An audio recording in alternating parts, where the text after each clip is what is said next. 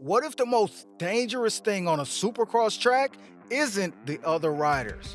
What if a single overjump turns a championship favorite into a total passenger? And what happens when the laws of physics simply stop working for the best in the world?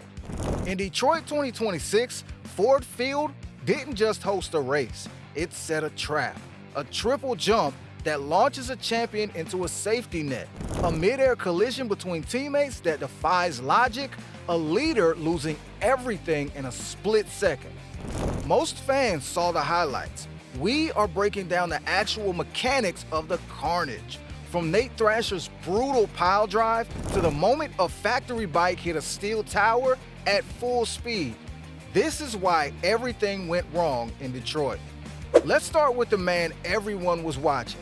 Hunter Lawrence entered the 2026 season with a target on his back. Detroit did not care about the hype. His night started during qualifying.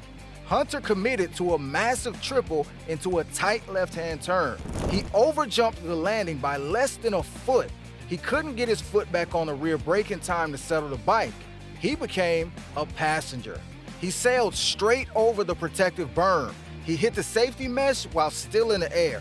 This saved by the net moment was the only thing that prevented a season-ending injury. Later in the race, things got even worse during the 450 main event. Early on, Hunter found the limit of the Detroit dirt. He lost the front end in the middle of the whoops and went down hard. This was just the start of a nightmare weekend for the Honda crew. If you ask any pro rider what they fear the most, it's not the triples, it's a set of deteriorating whoops. By the 250 main event, the whoops at Ford Field were jagged, inconsistent, and lethal.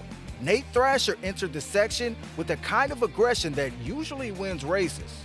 Thrasher was skipping across tops. Midway through, his front wheel dropped into a deep pocket.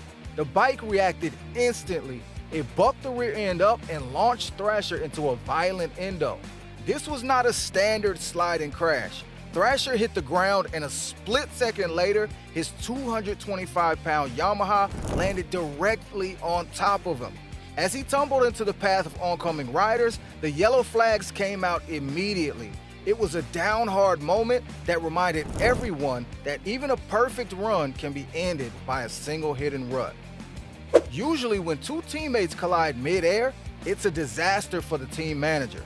But what happened between Cody Schock and Devin Simonson was pure crazy mayhem that somehow defied the odds. This wasn't caused by a down rider. This was a direct mid-air collision. Both riders committed to the same line over the triple. Their paths crossed at the worst possible moment. You can see the bikes collide mid-flight, handlebar to radiator shroud.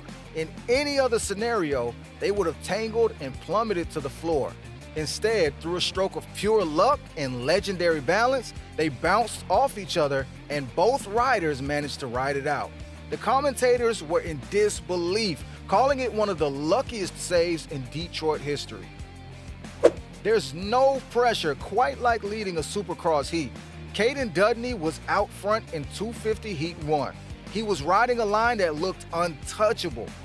Dudney was powering through the section when the bike began to sway side to side. This wasn't a triple jump error. This was the track catching a tire edge in the whoops. He lost control of the rear end and was launched off the bike immediately. He went from the lead to the dirt in a matter of seconds. His bike cartwheeled down the track as the rest of the field scrambled to avoid him. This is the brutal tax that Detroit collects from every leader. We've seen riders hit tough blocks, and we've seen them hit each other. But Cody Schock's encounter with the finish line structure was something else entirely. Coming out of the whoops, Schock's bike caught a kick that sent his front wheel skyward. He lost steering control and was launched directly off the side of the track. He missed the dirt entirely. He hit the metal finish line tower instead. You can see the bike stop dead as Schock is thrown like a rag doll against the structure. Hitting a stationary object at 30 miles an hour is a worst-case scenario. The fact that Schock was able to walk away from this night at all is a testament to the modern safety gear these guys wear. We can't talk about Detroit without mentioning the 450 main event and a tactical takedown between Cooper Webb and George Prado. Webb saw Prado commit to the inside and tucked up his Yamaha with more momentum than the corner could handle. It was a move that sent both riders to the dirt and proved that even if the track doesn't get you, the competition will. Detroit 2026 will go down as a race of survival, from Hunter's trip into the nets to the Whoops massacre. Ford Field took more than it gave. Which of these moments was the most insane for you? Was it Shock's hit on the tower or the teammate save? Drop a comment below, hit that subscribe button, and we'll see you at the next gate drop.